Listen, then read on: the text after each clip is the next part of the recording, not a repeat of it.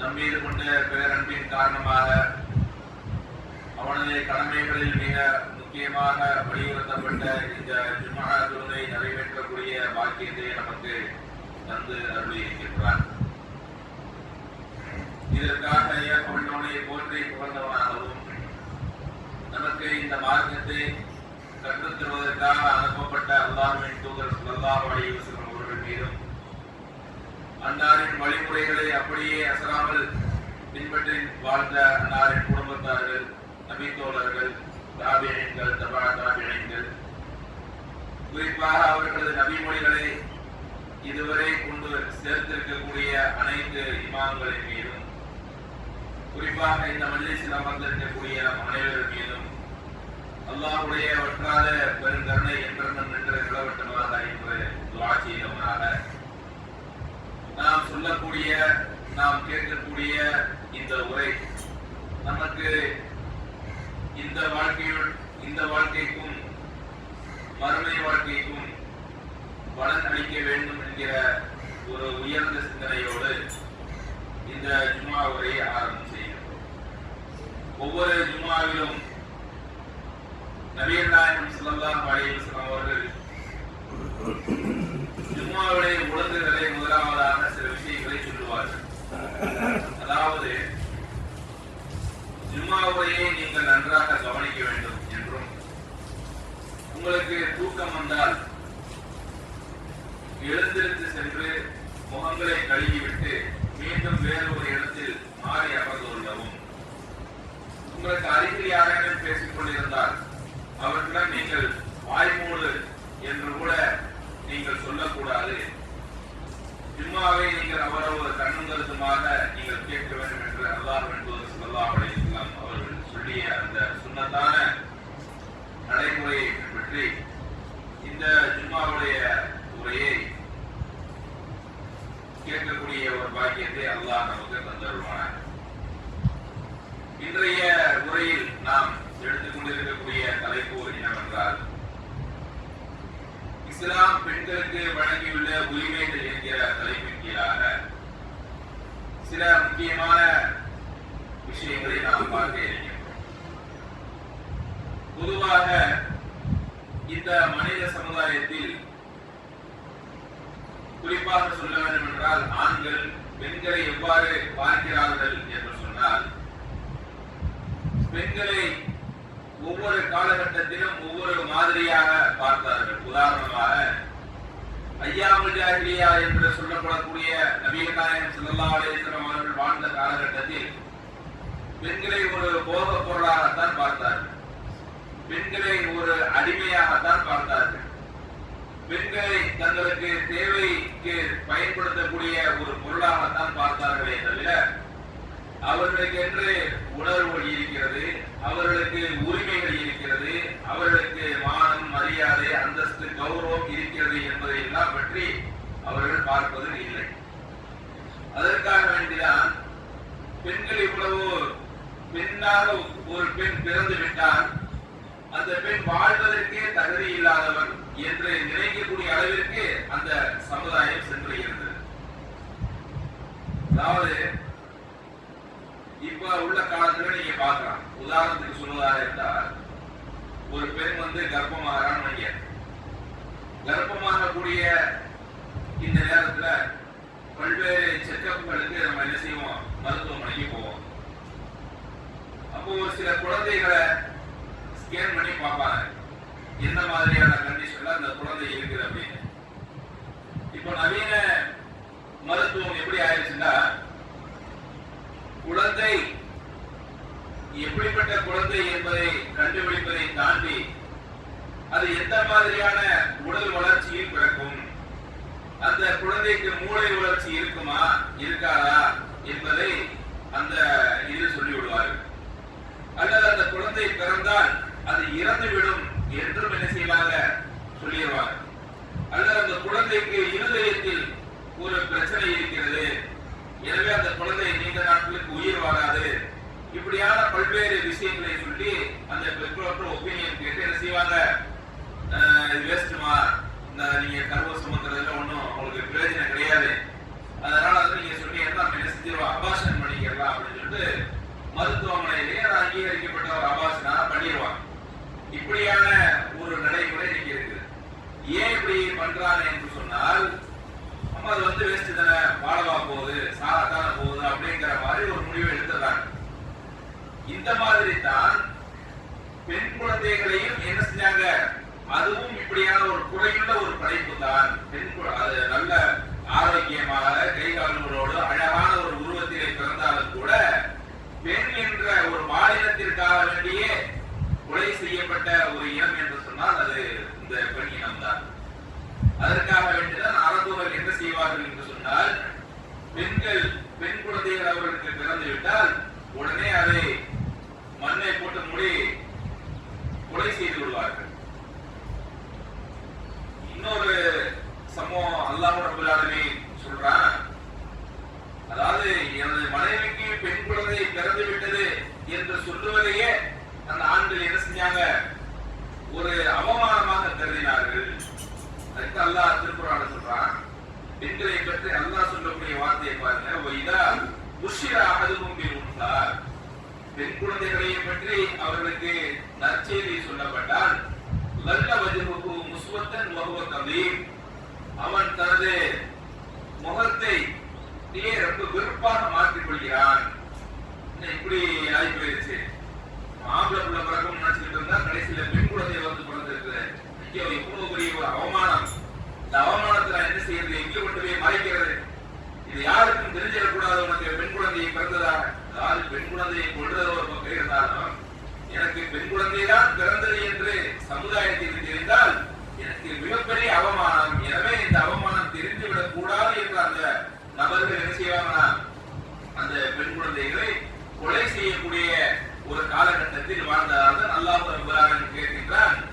அப்படி கொலை செய்யப்பட்ட அந்த குழந்தைகளை நாளை மறுமையில் நான் எழுப்பி கேட்பேன், நீ ஐயதம்பின புத்திரர், நீ எந்த பாவத்திற்காக கொல்லப்பட்டாய் என்று நான் கேட்பேன் என்று அல்லாஹ் ரப்பல் ஆலமீன் சொல்லி காட்டுகின்றான்.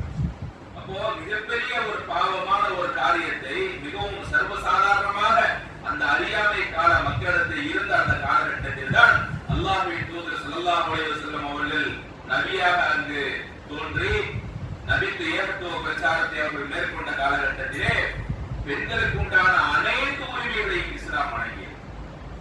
ஆரம்ப காலகட்டத்தில் பெண் குழந்தைகளை உயிரோடு இருப்பதற்கே தகுதி இல்லாதவர்கள் என்று இருந்த அந்த சமுதாய மக்களிடத்திலே இஸ்லாம் எப்பேற்பட்ட ஒரு மாற்றத்தை ஏற்படுத்தி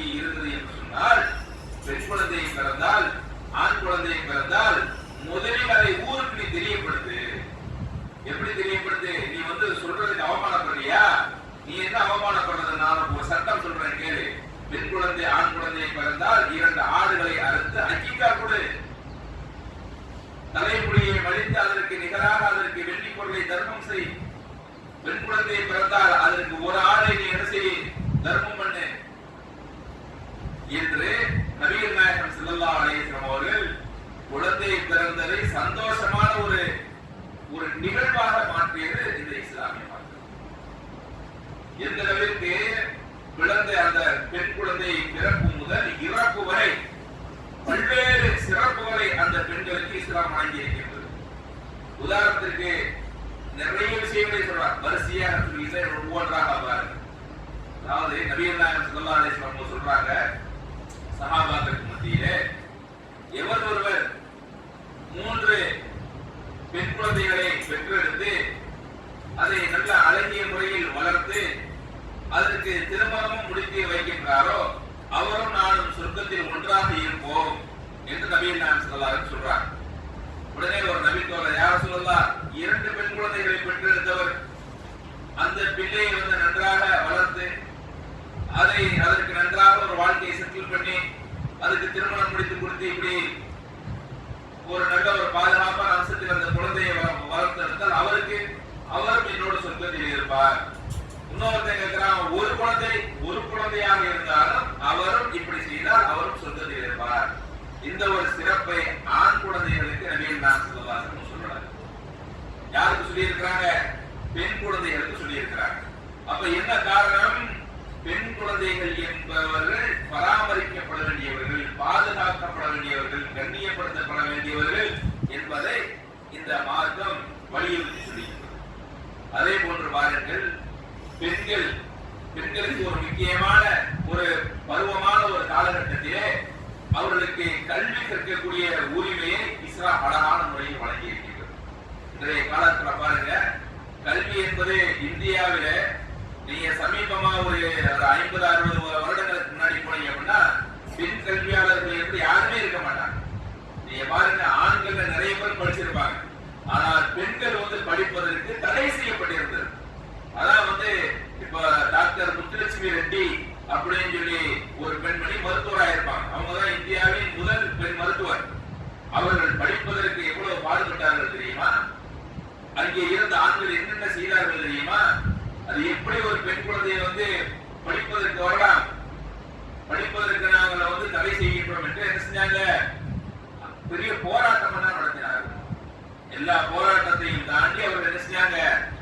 படித்து ஒரு மருத்துவராக மாறலாம். எப்போ? ரொம்ப காலம் இல்லை, இப்போ ஒரு 50-60 வருடங்களுக்கு முன்பா. ஆனா நபிகள் நாயகம் ஸல்லல்லாஹு அலைஹி வஸல்லம் அவர்கள் காலத்தில் இருந்த அந்த நபி தோழியர்கள் என்ன செய்வாங்க அப்படின்னா, அவங்களுக்கு இருக்கிற ஏக்கத்தை பாருங்க. நபிகள் நாயகம் ஸல்லல்லாஹு அலைஹி வஸல்லம் அவங்கள்ட்ட ஒரு நாள் சொல்றாங்க, அல்லாஹ்வின் தூதரே, உங்களோடு எப்பொழுதுமே நபி தோழர்கள் சூழ இருக்கிறார்கள், எப்பொழுதும் உங்களை சுத்தி இருக்கிறாங்க. அவங்களுக்கு நீங்க நிறைய வழி செய்தி நீங்க சொல்றீங்க, நிறைய மார்க்க சட்டங்களை சொல்றீங்க. உண்மையை சொல்லணும் அப்படின்னா அவங்க ரொம்ப பாக்கியம் பெற்றவர்கள். ஏன் அப்படின்னா நிறைய மார்க்க விஷயத்தை அவங்க தெரிஞ்சுக்கிறாங்க. ஆனால் பெண்களாகிய எங்களுக்கு மார்க்க விஷயங்கள் அவ்வளவாக தெரிவது இல்லை, இறைவனை வழி செய்கிறீர்கள் அவ்வளவாக எங்களுக்கு கிடைப்பதில்லை.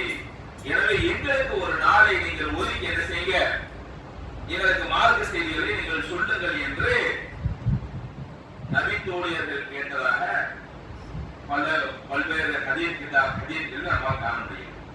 அப்ப அவங்களுடைய நபிகள் நாயகம் ஸல்லல்லாஹு அலைஹி வஸல்லம் அவர்கள் அதையும் ஏற்று என்ன செஞ்சாங்க?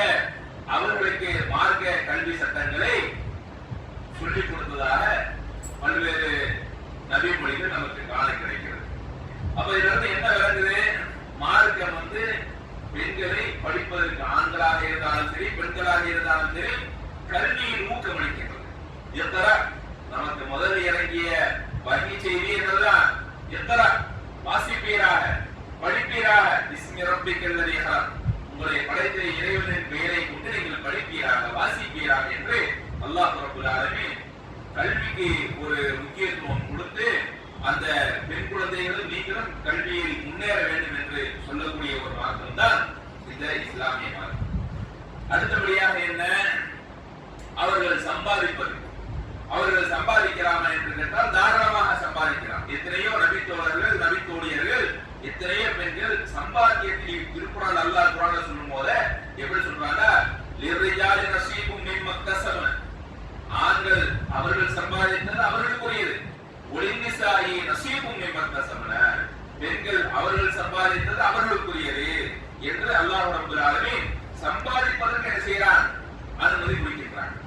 ஆனால் இந்த இடத்துல நம்ம என்ன பார்க்கணும் அப்படின்னா, மார்க்கம் வழங்கி இருக்கக்கூடிய அனைத்து உரிமைகளையும், கல்வி பயில்வதாக இருக்கட்டும், வேலைக்கு செல்வதாக இருக்கட்டும், சம்பாதிப்பதாக இருக்கட்டும், திருமணம் போன்ற விஷயமாக இருக்கட்டும், எல்லாவற்றுக்கும் சில கட்டுப்பாடுகள் இருக்கிறது. அந்த கட்டுப்பாடுகளுக்கு உட்பட்டு நாம் என்ன செய்யலாம், எல்லா விதமான காரியங்களும் நாம இஸ்லாம் வழங்கி இருக்கக்கூடிய அனைத்து காரியங்களும் நாம் செய்து கொள்ளலாம் என்பதை நாம் இங்கு சற்று சிந்திக்க கடமைப்பட்டிருக்கிறோம். அடுத்தபடியாக என்ன, இஸ்லாம் பெண்களுக்கு வழங்கி இருக்கக்கூடிய ஒரு முக்கியமான ஒரு உரிமை என்னவென்று சொன்னால் திருமண உரிமை. திருமணத்தில் நீங்க பாருங்க, இன்றைய நவீன காலகட்டத்திலும் சரி, பெண்களுக்கு மணமகனை தேர்ந்தெடுக்கிற ஒரு மணமகன் வந்து ஒரு பெண்ணை பார்க்கலாம், ஒரு மணமகன் வந்து ஒரு பெண்ணை பார்க்கலாம், பெண்ணு பிடிச்சிருக்குதா இல்லையா நினைச்சா சொல்லலாம். ஆனால் மணமகன் பார்த்துட்டு எனக்கு பெண்ணை பிடிச்சிருக்குன்னு சொல்லிட்டு போயிட்டார் அப்படின்னா, அந்த மணமகள் வந்து எனக்கு இந்த நபரை பிடிக்கிற அப்படின்னு சொன்னார் அப்படின்னா வீட்டுல வீட்டுல ஒத்துக்குருவாங்களா? நிறைய பேர் வீட்டுல என்ன செய்ய மாட்டாங்க, மாப்பிள்ளை கிடைக்கிறதே பெரிய விஷயமா இருக்குது, நீ எப்பேற்பட்ட அதெல்லாம் சரியா போயிடும், கல்யாணத்துக்கு அப்புறம் இப்ப அப்படிதான் இருப்பான், அதெல்லாம் நல்லா போயிடுவான், அப்படி போயிடுவான், இப்படி போயிடும் என்ன செய்யறாங்க, கண்ணை கட்டி அந்த பெண்களுக்கு திருமணம் முடித்து வைக்கக்கூடிய ஒரு ஒரு உரிமை மீறலை இன்னைக்கு பண்றாங்களா இல்லையா? அப்ப ஏன் இந்த மாதிரியான ஒரு இழிவான ஒரு சூழ்நிலை இன்னைக்கு பெண்களுக்கு இருக்கு? ஆனா நபீன் நாயகம் ஸல்லல்லாஹு அலைஹி வஸல்லம் அவங்களுடைய காலத்துல பாருங்க, பெண்களுக்கு திருமண உரிமைகளை, கணவரை தேர்ந்தெடுக்கக்கூடிய உரிமைகளையும் கொடுத்திருந்தார்கள். அப்படி ஒரு வேலை திருமணத்திற்கு பிறகு அந்த கணவருடன் சேர்ந்து வாழ்வதற்கு விருப்பமில்லை என்று சொன்னால் அவரை விவாகரத்து செய்யக்கூடிய, அதாவது குடா செய்யக்கூடிய ஒரு உரிமையை கொடுத்திருக்காங்க.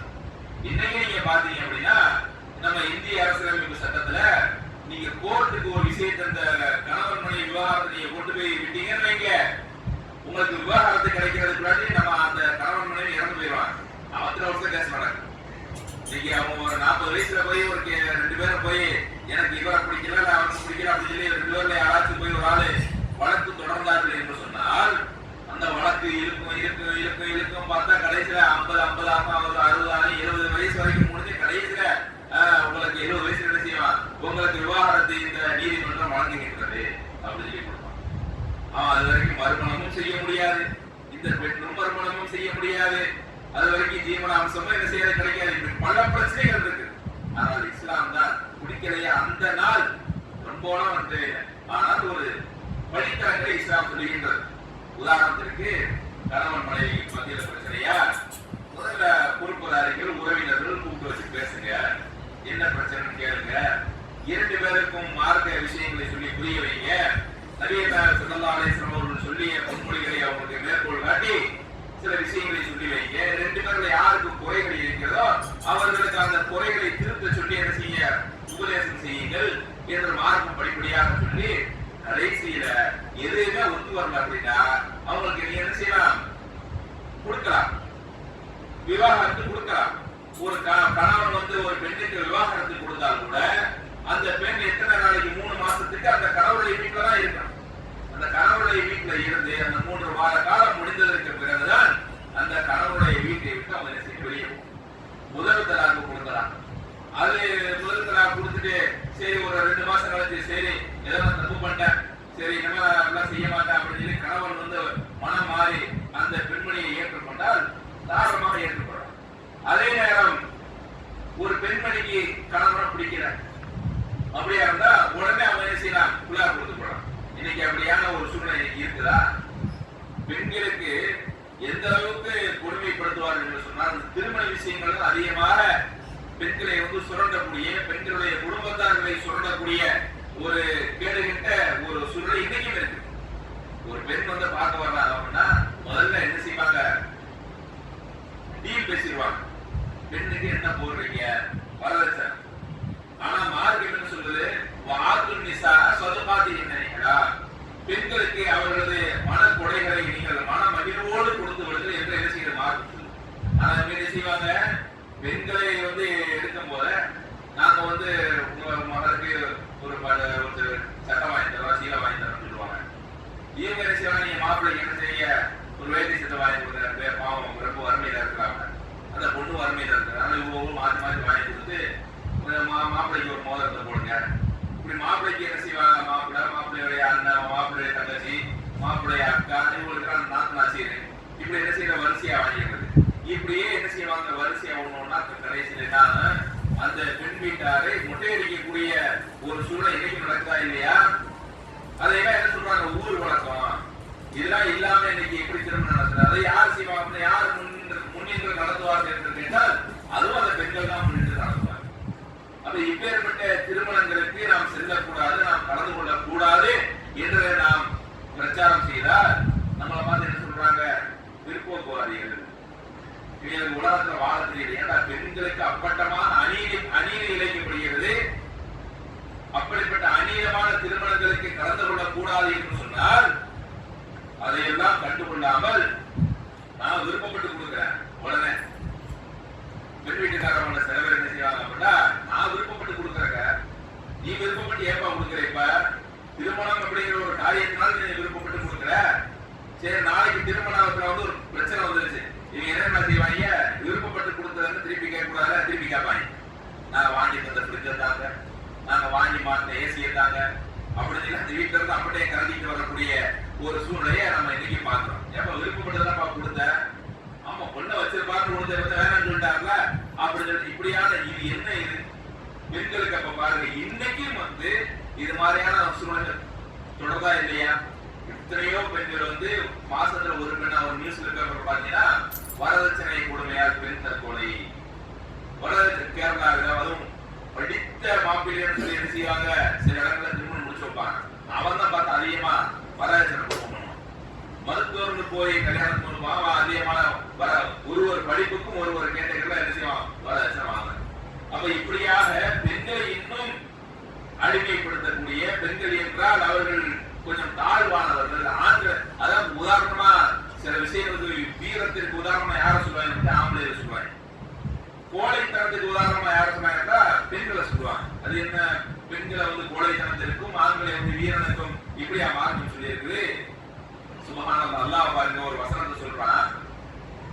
பெண்களை எப்படி பெண்களையும் ஆண்களையும் அல்லாஹ் பார்க்கக்கூடிய பார்வையை பாருங்க. மனுஷனே அப்படித்தான் பார்ப்பான். ஆனா அல்லாஹ் எப்படி பார்க்கறான்னா, இன்னல் முஸ்லிமீன ஒரு முஸ்லிமாத், நிச்சயமாக கட்டுப்படக்கூடிய ஆண்கள், கட்டுப்படக்கூடிய பெண்கள், ஒரு முஃமினீன ஒரு முஃமினாத், இறை நம்பிக்கையை கொண்ட ஆண்களும் இறை நம்பிக்கையை கொண்ட பெண்களும், ஒரு காணித்தீன ஒரு காணித்தாத்தி, ஒரு சாதத்தீன ஒரு சாதிகாத்தி, உண்மை பேசக்கூடிய ஆண்களும் உண்மை பேசக்கூடிய பெண்களும், ஒரு சாரிமீன ஒரு சாரிமாத்தி, ஒரு ஹாஃபிதீன ஃபுரூஜஹும் ஒரு ஹாஃபிதாத்தி, நோன்பு வைக்கக்கூடிய ஆண்களும் நோன்பு வைக்கக்கூடிய பெண்களும், தங்களது கற்பை பாதுகாக்கக்கூடிய ஆண்களும் தங்களது கற்புகளை பாதுகாக்கக்கூடிய பெண்களும், ஒரு தாக்கிரீன் அல்லாஹ் கதீரன் ஒரு தாக்கிராத்தி, அதிகமாக அல்லாஹ்வை நினைவு கூறக்கூடிய ஆண்களும் அதிகமாக அல்லாஹ்வை நினைவு கூறக்கூடிய பெண்களும், வஅத்தல்லாஹு லஹும் மக்ஃபிரத்தன் வ அஜ்ரன் அலீமா, அப்படிப்பட்டவர்களுக்கு அல்லாஹ் என்ன வாக்குறுதி அளிக்கிறான் தெரியுமா?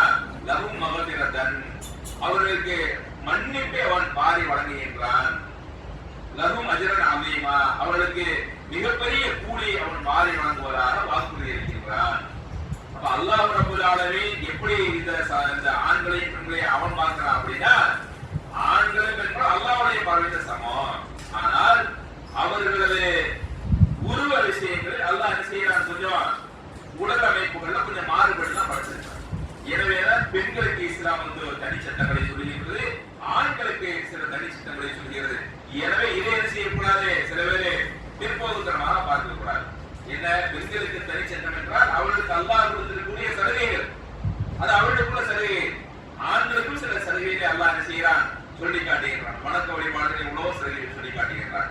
எனவே இஸ்லாம் பெண்களை கண்ணியப்படுத்துவதை போன்று வேறு எந்த சித்தாந்தமும் கண்ணியப்படுத்துவது கிடையாது. இன்னும் ஓப்பனா சொல்லப்பட்டா இஸ்லாத்தை தவிர இருக்கக்கூடிய பிற சித்தாந்தங்கள் பெண்களை இழிவுபடுத்துவதாகத்தான் இன்னைக்கு அவங்க இதிகாச புராண கதைகளை எழுதி வச்சிருக்கிறாங்க.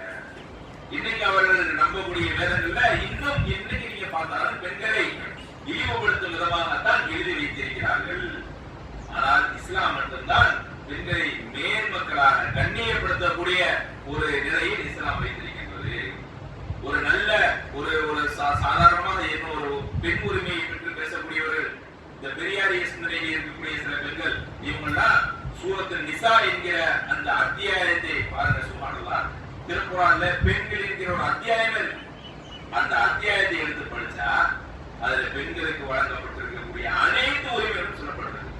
பெண்களுக்கு சொத்துரிமை, பெண்களுக்கு சொத்துனா எப்படி ஆண் திறந்து, அதாவது அத்தா அம்மா சொத்துல உரிமை இருக்குது, பிள்ளைகள் சொத்துலையும் உரிமை இருக்குது, கணவருடைய சொத்துலையும் உரிமை இருக்குது, எல்லாருடைய சொத்துலையும் உரிமை இருக்கு. இப்பேற்பட்ட ஒரு பாக்கியத்தை அல்லாஹ் கொடுத்திருக்கிறான்னு பாருங்க. அப்ப இப்பேற்பட்ட உரிமைகளை வாரி வாரி வழங்கக்கூடிய இந்த இஸ்லாமிய மார்க்கத்தில் இருக்கக்கூடிய அந்த திருக்குர்ஆனில் அல்லாஹ் சொல்லி இருக்கக்கூடிய இந்த சூரத்தின் நிசாவை ஒரு நடைமுறையோடு ஒரு பெண்மணி படித்தார் என்று சொன்னால் உடனே அங்க என்ன அல்லாஹ்விடத்தில் சஜிதாவில் விழுந்துள்ளார். அவ்வளவு உரிமைகளை வழங்கி இருக்கிறார். ஆனால் ஆண்களாக இருக்கக்கூடியவர்கள் இதை புரிந்து அவர்களுக்குள்ள உரிமைகளை வழங்குகிறார்களா என்று பார்த்தால் கிடையாது. இன்னும் சொல்ல போனா பாருங்க, நபிகள் நாயகம் ஸல்லல்லாஹு அலைஹி வஸல்லம் அவங்கள்ட்ட ஒரு நபி தோழர் கேட்கிறார், அல்லாஹ்வின் தூதரே, நான் இந்த உலகத்திலேயே உற்ற நண்பராக நான் கருதி கொள்வதற்கு யார் தகுதி படைத்தவர், நான் யாரை நேசிக்கிறேன் அதிகமா, நான் யாரை உற்ற நண்பராக ஆக்கிக்கொள்ளணும்னா உம்முக். யார் சொல்றாங்க? உனது தாய். அடுத்து உம்முக், உனது தாய். அடுத்தது உம்முக், உனது தாய். 3 தடவையும் யாரதான் சொல்றாங்க? உனது தாய், உனது தாய், உனது தாய். 4வது அபூக்க, உனது தகப்பனார். 4வது யார் வர்றாப்ல? ஆண் வர்றாப்ல. முதல் 3 இடம் யாருக்கு தான்? பெண்ணுக்கு தான்.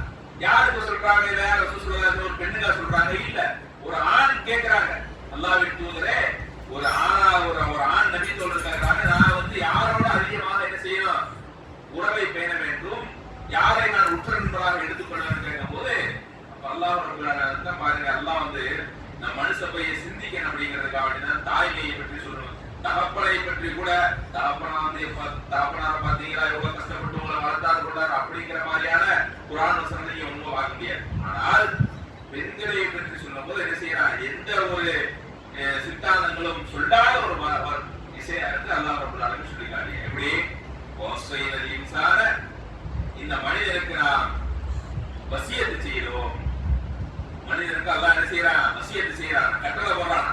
விவாலிதைஹி இஹ்சானா, தனது பெற்றோர்களுக்கு உபகாரம் செய்யுங்கள் என்று அவன் கட்டளை போடுகின்றான் அப்படின்னு சொல்லிட்டு அங்கே தாயுடைய பங்களிப்பை பற்றி அல்லாஹ் சொல்லி காட்டுகின்றான். ஹமலத்துஹு உம்முஹு, உனது தாய் உன்னை சுமந்தாள். குருகன் வலஅத்துஹு குருஹா, சிரமத்திற்கு மேல் சிரமப்பட்டு உன்னை சுமந்தாள். வபிசாலுஹு, அவள் உனக்கு பால் ஊட்டினாள். ஆமைனி, 2 வருடங்கள் உனக்கு பால் ஊட்டினாள். அனிஷ்குர்லி, எனக்கு நீ நன்றி செலுத்து. ஒரு வாலிதைக்க, உனது பெற்றோருக்கும் நீ நன்றி செலுத்து. ஒரு இளையன் மசீர், நீ திருப்பி என்னிடம் தான் வர வேண்டும் என்று அல்லாஹ் ரப்பல் ஆலமீன் ஒரு கட்டளை போனான். எப்பேற்பட்ட ஒரு மார்க்கம் பார்க்க, சுபஹானல்லாஹ். அல்லாஹ்விற்கு நம்ம இவ்வளவு நன்றி செலுத்தணும். எப்பேற்பட்ட ஒரு சிறந்த ஒரு கொள்கையில் இருந்து இன்னைக்கு நம்ம இந்த மாதிரியான உரிமைகளை, இந்த மாதிரியான கடமைகளை நாம் மேற்கொள்கின்றோமா என்று கேட்டால் அது ஒரு கேள்வி. எனவே அல்லாஹ் ரப்பல் ஆலமீன் இந்த பெண்களுக்கு வழங்கி இருக்கக்கூடிய இந்த உரிமைகளை நாம் அனைவருக்கும் வழங்கக்கூடிய ஒரு பாக்கியத்தையும், அதே நேரம் இப்படிப்பட்ட ஒரு பாக்கியத்தை தந்த அல்லாஹ்விற்கு நன்றி செலுத்தக்கூடிய நல்லடியார்களாக நாம் அனைவரும் இருக்க வேண்டும் என்று பிரார்த்தித்தவனாக இந்த முதல் உரையை நிறைவு செய்கின்றேன்.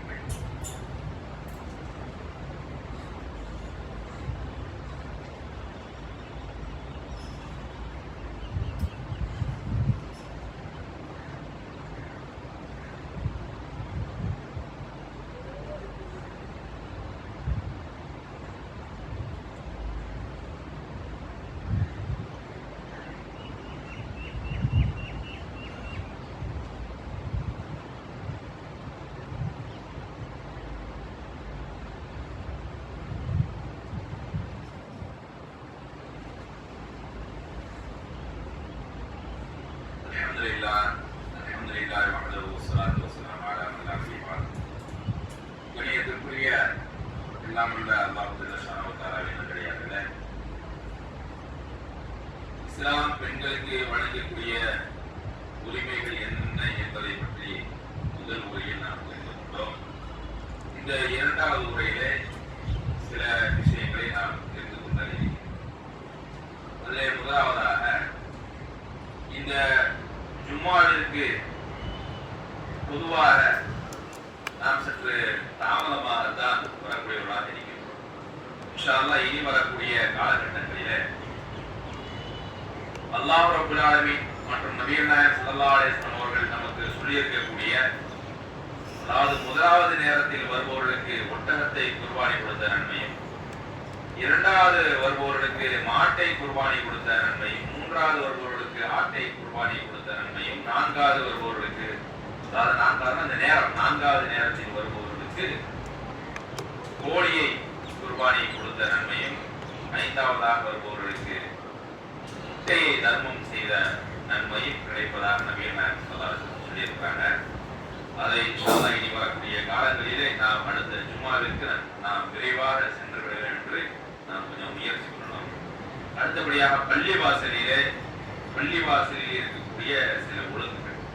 நபிகள் நாயகம் ஸல்லல்லாஹு அலைஹி வஸல்லம் அவங்க பள்ளிவாசலை எப்படி பராமரிக்க வேண்டும் என்று சொல்லியிருக்கிறார்கள் என்று சொன்னால், அவர்கள் காலகட்டத்தில் எப்படி பராமரித்தார்கள் என்று சொன்னால், முதலில் பள்ளிவாசலை பராமரிப்பதற்கு என்னென்ன நன்மைகள் என்று சொன்னால், அல்லாஹ் ரப்பல் ஆலமீன் அந்த மஹ்ஷர் மைதானத்திலே எந்த ஒரு நிழலும் இல்லாத ஒரு சூழ்நிலையிலே அல்லாஹ் ஒரு 7 பிரிவினருக்கு அல்லாஹ் நிழலை வழங்குகின்றார். அதில் ஒரு பிரிவினர் யார் என்று சொன்னால், பள்ளிவாசலோடு தன்னை தொடர்பு ஏற்படுத்தி கொண்டவர்.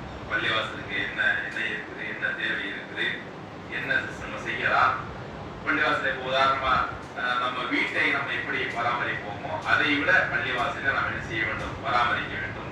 பள்ளிவாசலுடைய தேவைகளை நாம் நிறைவு செய்ய வேண்டும் என்கிற ஒரு விஷயத்தை நாம் கவனத்தில் கொள்ள வேண்டும். அதே நேரம் பள்ளிவாசலில் அமர்ந்து கொண்டு இடையூறும் பிறருக்கு இபாதத் செய்யக்கூடியவர்களுக்கு இடையூறு அளிக்கும் விதமாக பேசுவதோ அல்லது இன்னவித காரியங்களில் வீணான இந்த மொபைல் போன் எடுத்து பார்க்கறது கொள்வது, இந்த மாதிரி விஷயங்களை அதிகமாக பள்ளிவாசலில் இருந்து கொண்டு செய்வது, இதுவெல்லாம் மார்க்கத்தில் சொல்லப்படாத அல்லது கண்டிக்கப்பட்ட ஒரு விஷயமாக இருக்கின்றது. எனவே இது மாதிரி பள்ளியுடைய ஒழுக்கங்களையும் நாம் என்ன செய்ய வேண்டும், அதை கவனத்தில் கொண்டு நாம் செயல்பட வேண்டும் என்று சொல்லிக் கொள்கின்றோம். நாம் எதை கேட்டோமோ எதை சொன்னோமோ அதன்படி வாழ்ந்து முறையக்கூடிய நன்மக்களாக வல்ல ரஹ்மான் அனைவரையும் வாங்கிக்க வேண்டும் என்று கூறி இந்த ஜும்மா உரையை நிறைவு செய்கின்றோம். அல்ஹம்துலில்லாஹி ரப்பில் ஆலமீன்.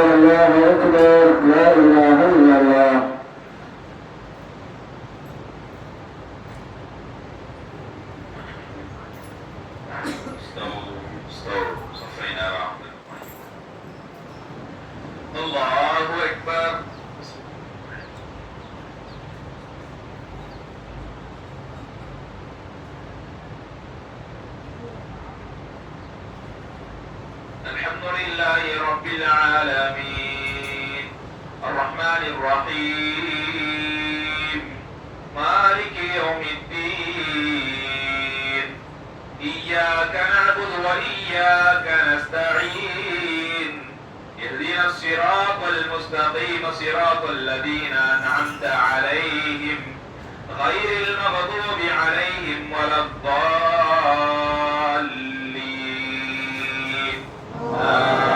آمين.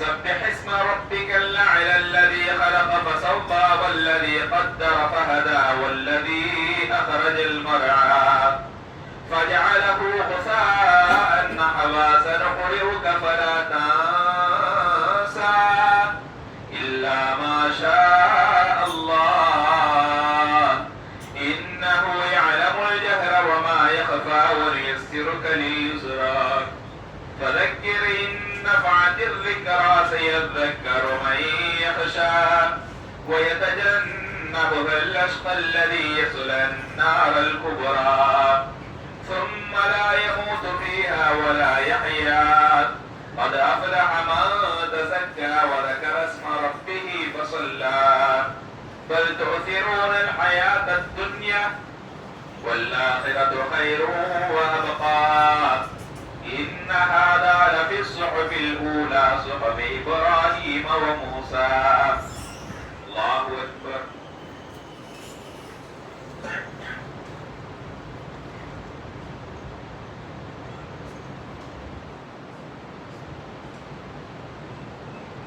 سمع الله لمن حمده.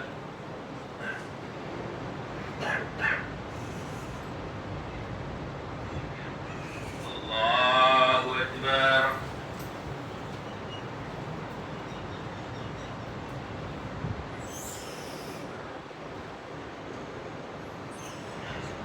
الله أكبر.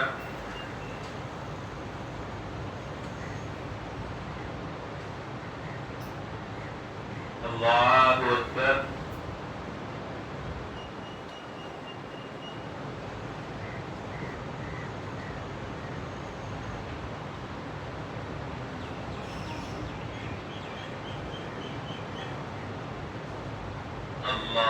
الله أكبر.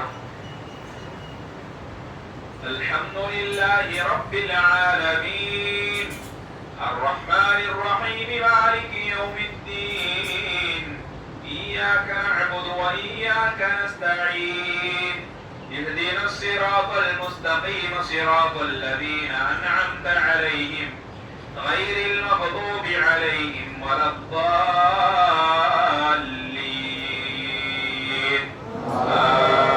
آمين.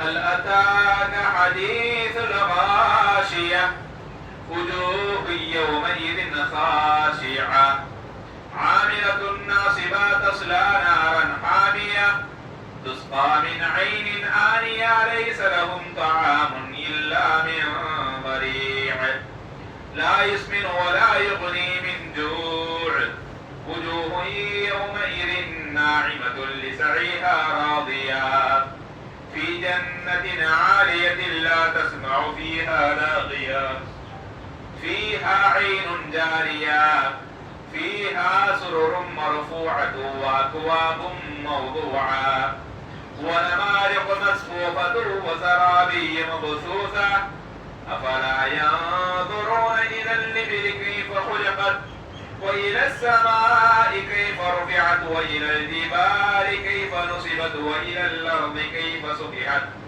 فذكر إنما أنت مذكر لست عليهم بمسيطر إلا ما تولى وكفر فيعذبه الله العذاب الأكبر إن إلينا إيابهم ثم إن علينا حسابهم.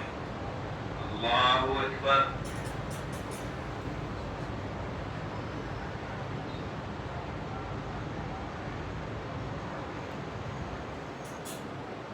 سمع الله لمن حمده.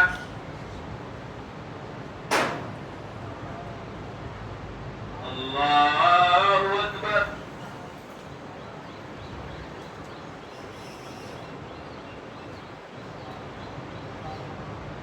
الله أكبر. الله أكبر.